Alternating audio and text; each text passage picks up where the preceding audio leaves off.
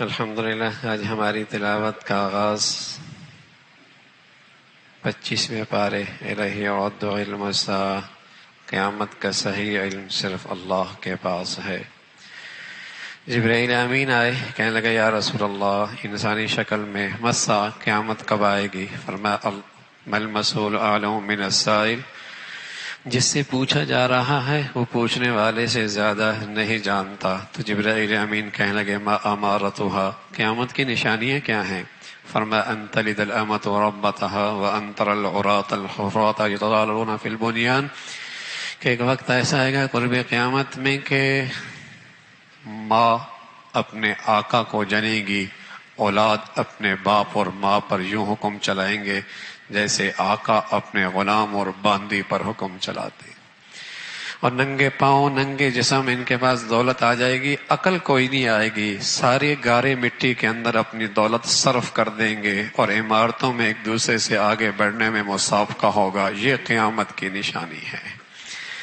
تو قیامت کی نشانیاں اللہ کے نبی نے بتائی ہے، لیکن قیامت کا صحیح علم اللہ کے پاس ہے۔ الیہ یرد علم الساعہ، خوشے کے اندر سے کیا نکلنا ہے، کیا پھل ہے، کیا ذائقہ ہے، اللہ کے پاس ہے۔ بطن مادر میں کیا ہے، ماں کے رحم میں کیا ہے، اس کی کیفیت کیسی ہے، اللہ جانتے ہیں، اللہ ہی جانتے ہیں۔ جنہیں یہ اللہ کے سوا سب کو پکار رہے، یہ سب ان سے کل قیامت میں گم ہو جائیں گے۔ یہ انسان ہے، خیر مانگنے میں اکتاتا نہیں، ذرا سی تکلیف آ جائے تو بہت جلدی مایوس ہو کے بیٹھ جاتا ہے۔ بھلائی مانگنے میں نہیں اکتاتا، لیکن ذرا سی تکلیف آ جائے تو مایوس ہو کے بیٹھ جاتا ہے۔ مصیبت کے بعد خیر آ جائے، بھلائی آ جائے تو اس کو اپنا کمال اور اپنی خوبیوں کی طرف نسبت کرتا ہے۔ اللہ انعام دے دے تو یوں کنی پھیرتا ہے جیسے اس کا کوئی رب ہے ہی نہیں، اس کا محسن کوئی ہے ہی نہیں جو اسے دے رہا ہے۔ انسان کے یہ احسان فراموشی اور ناشکری کا تذکرہ ہے۔ پھر فرمایا یہ کتنے ایسے ہیں جو اللہ سے ملنے پر ایمان ہی کوئی نہیں رکھتے۔ بات اصل یہ ہے، انہیں اللہ سے ملاقات کا یقین ہی کوئی نہیں ہے کہ مرنے کے بعد ایک اور زندگی ہے، لیکن اللہ نے ہر چیز کا احاطہ کر رکھا ہے۔ سورہ شورا ہے، شروع میں اللہ کی بڑائی عظمت کا تذکرہ اور قرآن کا تذکرہ۔ قرآن عالمی نظام رکھتا ہے، عالمی نظام رکھتا ہے، اور قیامت تک کے لیے اس کے پاس زندگی گزارنے کا دستور ہے، اس کا تذکرہ۔ پھر یہ وحی کا سلسلہ پرانا ہے، حضرت نوح ہیں، حضرت موسیٰ ہیں، حضرت ابراہیم ہیں، حضرت عیسیٰ ہیں، ان سب پر یہ وحی کا سلسلہ آیا ہے، لیکن بعد کے لوگوں نے اسے تبدیلی، اس میں فرقہ پرستی کو وجود بخشا، ایجاد کیا، اس کا تذکرہ۔ اب آپ اللہ کو پکارتے رہیں، اس پہ جمے رہیں۔ پھر میں دنیا میں دو مختلف گروہوں کی زندگی ہے، ایک وہ ہے جن کے جینے کی غرض اپنی کل سنوارنا ہے، آخرت سنوارنا ہے، اور جو اللہ نے ان کے لیے اس دنیا میں قسمت میں لکھا ہے کوئی ان سے چوک نہیں سکتا، اور جو دنیا کو زندگی کا مقصد بنا لیتے ہیں، ملنا تو وہی ہے جو قسمت میں ہے، لیکن کل ان کے حصے میں کچھ نہیں آنا۔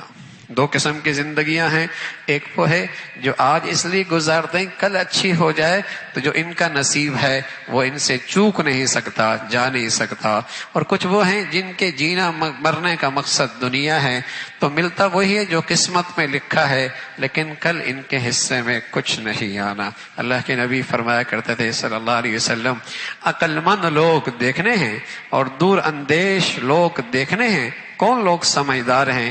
اکثرہم ذکرا للموت، اکثرہم استعدادا للموت، جو آج سے اپنی کل سنوار رہے، یہ بڑے سمجھدار لوگ ہیں، یہ بڑے دور اندیش ہیں، یہ بڑے عقل مند ہیں، یہ سمجھدار لوگ ہیں جو آج کی زندگی سے اپنی کل کی گھڑی زندگی سنوار رہے، یہ سمجھدار لوگ ہیں۔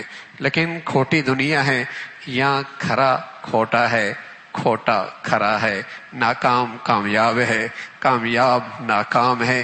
یہ کھوٹی دنیا ہو گئی، اندھیرا ہی چھا گیا ہے، ہر طرف غلاظت غلاظت، اور وہی قوم کے ذمہ دار اور سربراہ، کیا گندگی چھائی ہوئی ہے ماحول کے اندر۔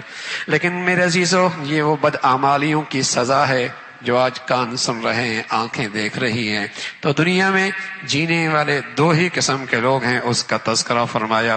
پھر اللہ کے نبی کا تذکرہ ہے، اللہ کے نبی سے فرمایا تو میں اللہ کی طرف بلا رہا ہوں، کوئی غرض پیش نظر نہیں، امت کو سبق دیا، قرآن کی تعلیم پھیلانے میں کوئی دنیاوی مقصد پیش نظر نہ ہو، قرآن کی تعلیم عام کرنے میں کوئی دنیاوی غرض پیش نظر، مفاد پیش نظر نہ ہو۔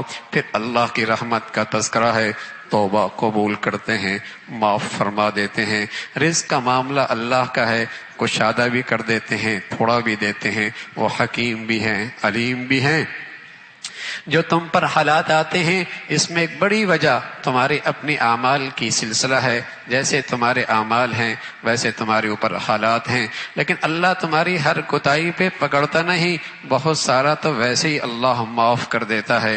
پھر اللہ کے پیارے جو صبر شکر کرنے والے ہیں ان کی صفات کا تذکرہ ہے، وہ اللہ کے ذات پہ بھروسہ کرتے ہیں اور کبائر گناہ سے بچتے ہیں، فحاشی اور بے حیائی سے اپنا دامن صاف ستھرا اور پاک صاف رکھتے ہیں، جب غضبناک ہوتے ہیں اللہ کے لیے معاف کر دیتے ہیں، اللہ کے حکم کے سامنے سر خم تسلیم ہو جاتے ہیں، اور جب کوئی زندگی کا اہم معاملہ پیش آ جائے تو اہل مشورے سے مشورہ لے کر اس کو حل کرتے ہیں، برائی کا بدلہ اچھائی سے دیتے ہیں، اگر سزا برائی کا دے بھی اتنا جتنا ان پر زیادتی آئی ہے اس کا تذکرہ، لیکن معاف کر دینا، درگزر کر دینا بڑے ہی اہل ہمت کا کام ہے، اس کا تذکرہ فرمایا۔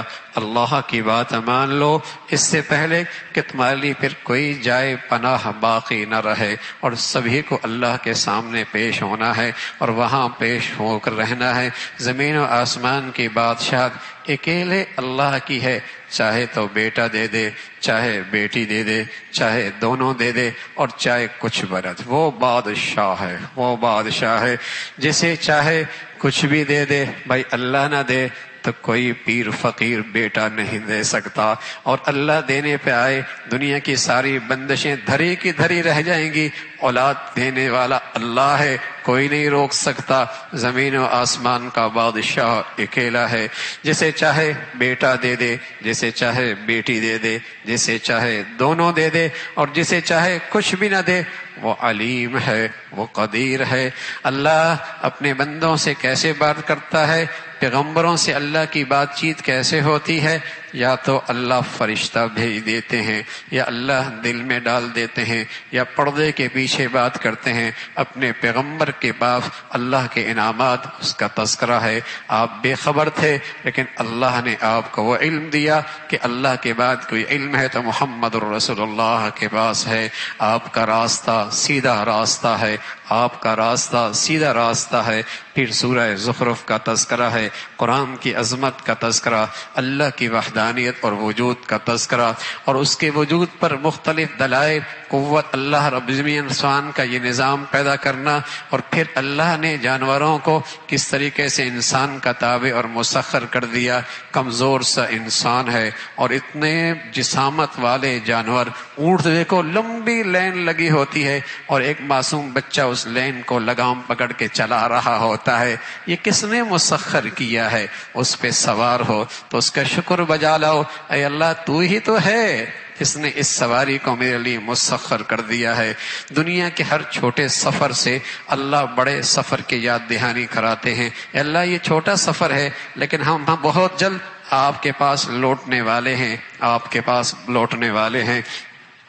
پھر بچیوں کے بارے میں کفار کا غلط نظریہ، بیٹیاں ہوں تو ناگواری ہے، اور ایسے بد نصیب کہ بیٹیاں اللہ کے لیے ثابت کرتے ہیں، بیٹے اپنے لیے پسند کرتے ہیں، اللہ نے ان کی مذمت فرمائی۔ پھر حضرت ابراہیم علیہ السلام کے توحید اور بڑائی، اور پھر مشرکین کا کہنا کہ اللہ نے یہ قرآن اتارنا ہی تھا، نبوت اور رسالت دینی ہی تھی تو مکہ کے سردار موجود تھے اور طائف کے بڑے بڑے زارے اور باغات کے مالک موجود تھے، آپ کو کیوں اللہ نے نبوت دی؟ اتنے بڑے بڑے لوگ موجود تھے دنیا کے لحاظ سے۔ تو اللہ کی ہاں بڑائی، پہلی بات تو اللہ کہہ رہا تقسیم میری رحمت کے تقسیم کرنے والے تم ہو یا میں خود ہوں؟ میری رحمت کی تقسیم میرے اختیار میں ہے، جسے اپنی رحمت کا تاج پہنا دوں اور جس کے سر پر نبوت کا تاج رکھ دوں۔ تم کون ہو تقسیم کرنے والے؟ پھر تم دنیا کی بات کرتے ہو، اللہ کے ہاں دنیا کی کوئی حیثیت نہیں ہے بھائی، کوئی حیثیت نہیں ہے۔ فرمایا اگر یہ اندیشہ نہ ہوتا لوگ دنیا دیکھ کر اپنا دین مذہب چھوڑ بیٹھیں گے تو میں کافروں کو اتنا دیتا کہ ان کے چھت بھی سونے کے ہوتے، ان کی سیڑھیاں بھی سونے کی ہوتی، ان کے پلنگ بھی سونے کے ہوتے، اتنا کچھ میں انہیں دیتا۔ اس لیے کہ میرے نبی نے بتایا ہے اور سچ بتایا ہے کہ دنیا اللہ کے ہاں دنیا کیا حیثیت ہے؟ تعدل جناح بعوضہ لو كانت الدنيا تعدل جناح بعوضہ ما سقى منها كافرا شربا۔ اگر اس دنیا کی اللہ کے یہاں اتنی بھی قدر و قیمت اور منزلت ہوتی جتنے ایک مچھر کے پر کے برابر ہے، اپنے دشمنوں اور کافروں کو ایک گھونٹ پانی کا نہ دیتا۔ اس کی اللہ کی ہاں کوئی حیثیت نہیں ہے، اس لیے اللہ یہ اپنے دشمنوں کو بھی دیتا ہے، اپنے باغی اور مجرموں کو بھی دے دیتا ہے۔ ہاں اللہ کے خزانے کی سب سے بڑی دولت ہے، وہ صرف اپنے پیاروں اور لاڈلوں کو دیتا ہے، وہ ہدایت کا نور ہے، وہ ایمان کی روشنی ہے، وہ سبحان اللہ اپنے در کی بندگی اور عبادت ہے۔ اللہ کے در کی سب سے بڑی دولت یہ ہے، اس کا تذکرہ فرمایا، لیکن فرمایا شیطان جن پہ مسلط ہوتا ہے وہ ان کی برائیاں بھی ان کے سامنے اچھائیاں کر کے پیش کرتا ہے، اس کا تذکرہ۔ پھر حضرت موسیٰ علیہ الصلوۃ والسلام اور وقت کا سب سے بڑا فرعون مقابلے پہ ہے، کہتے ہیں آپ کی زبان میں لکنت ہے، آپ کے پاس تو ہے ہی کچھ نہیں، اور میری سلطنت اور میری حکومت اور میری یہ دولت، ہاں اللہ کا پیارے تم ہو یا میں ہوں؟ اس کا تذکرہ وہی پرانی رسموں، پرانی بیماری کہ دولت دنیا جس کے پاس ہے وہ بڑا کامیاب آدمی ہے، وہ بڑا خوش نصیب ہے۔ یہی معیار ہر دور میں نافرمانوں کے ہاں رہا ہے، اس کا تذکرہ اور اس کی مذمت۔ حضرت عیسیٰ علیہ الصلوۃ والسلام کے اللہ کی وحدانیت کی دعا، اور پھر فرمایا ہر دوست جو گمراہ کر دے، جو بے دین کر دے، جو گناہ پہ لے جائے، یہ ساری دوستیاں کل قیامت میں دشمنیوں میں بدل جائیں گی۔ ہاں جس دوستی کی بنیاد نیکی اور تقوی پر ہے، جو دوستی اللہ کی خاطر ہے، اللہ کی خاطر ہے، وہ دنیا میں بھی قائم ہے، آخرت میں بھی کام ہے، اور معاشر کے میدان کے اندر بھی یہ دوستی کام آئے گی۔ دوستی بڑی خطرناک چیز ہے۔ اس گھر کے اندر تصور نہیں تھا اس کا بیٹا سگریٹ پیے، شراب پیے، بدکاری کرے، لیکن دوست غلط مل گئے، ماں باپ کی عزت کے لیے داغ بن گیا، ماں باپ کی عزت سر راہ اس نے برباد کر دی۔ غلط دوستیاں وہ خوش نصیب ہوتا ہے جسے اللہ اچھے دوست نصیب فرما دے۔ اللہ کے نبی صلی اللہ علیہ وسلم فرمایا کرتے یا رسول اللہ میں کن لوگوں کے ساتھ، اللہ کے نبی صلی اللہ علیہ وسلم سے عرض کہ یا رسول اللہ کن لوگوں کے ساتھ میرا اٹھنا بیٹھنا ہو؟ فرمایا کرتے تھے اذا ذکر اللہ، جن کے پاس بیٹھنے سے اللہ یاد ہو جائے، اور جن کے پاس بیٹھنے سے کل کی زندگی کی اہمیت عظمت بڑھ جائے، اور جن کی صحبت میں تیرا علم میں اضافہ ہو جائے، ان کے پاس بیٹھا کر، اس سے تیری عقل و دانش کو اور روشنی نصیب ہوگی، ساری دوستیاں دشمنیوں میں بدل جائیں گی۔ پھر اللہ نے جنت کا تذکرہ فرمایا، کس طریقے سے ہاتھوں میں پیالے لیے جنت کے چھوٹے چھوٹے خادم ان کی خدمت کر رہے ہوں گے، وہاں سب وہ ہوگا جو اس جنتی کی چاہت ہوگی، اس کا تذکرہ۔ پھر مجرموں کا تذکرہ، اللہ کی بڑائی ہے، قیامت کب آئے گی اس کا علم اللہ کے پاس ہے۔ پھر سورہ دخان ہے، قرآن عظمت والی رات کے اندر اللہ نے اتارا ہے، جس میں اللہ زندگی کے فیصلے فرماتے ہیں، اس کا تذکرہ۔ پھر حضرت موسیٰ علیہ السلام کو اللہ نے اپنی قوم کو لے جانے کی تلقین فرمائی، دشمن پیچھے ہو لیا، اس کی فوج پیچھے ہے، حضرت موسیٰ علیہ السلام اپنے قوم کے ساتھ آگے درجہ ہے، کہا گھبرائیں نہیں، یہ درجہ آپ کے لیے زندگی کا سامان ہے اور آپ کے دشمن کے لیے موت کا نقشہ ہے، اسی کا تذکرہ۔ پھر اللہ نے بنی اسرائیل کو وہاں سے نجات نصیب فرما دی، فرمائی یہ کائنات کا سارا نظام کوئی لہو لعب اور تماشا نہیں ہے کہ بے مقصد پیدا کر دیا۔ ایک آدمی گھر سے باہر نکلے، کسی مقصد کے لیے دکان جائے، کسی مقصد کے لیے بازار جائے، کسی مقصد کے لیے، کوئی بغیر کسی مقصد کے جائے تو کیا کہتے ہیں؟ ہر ادھر دائیں بائیں گھومتا رہے بغیر کسی مقصد کے، کہتے ہیں دماغ پتہ نہیں کچھ ہو گیا ہے، اتنا بڑا نظام کیا اللہ نے یوں ہی بنا دیا ہے؟ فرمایا ایک مقصد ہے، کون بندگی پر آتا ہے اور کون نافرمانی اور خواہشات کی زندگی پہ چلتا ہے۔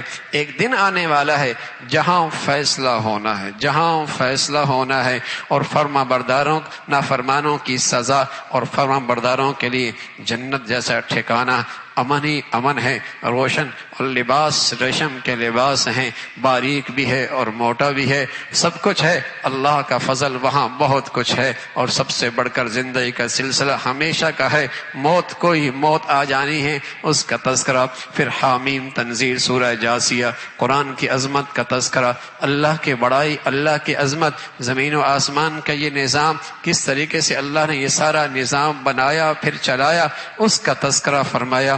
ہر قوم کے لیے اللہ نے ایک پیغمبر بھیجا، لیکن جب قوم نے سرکشی کی اللہ نے اس کی پکڑ فرمائی۔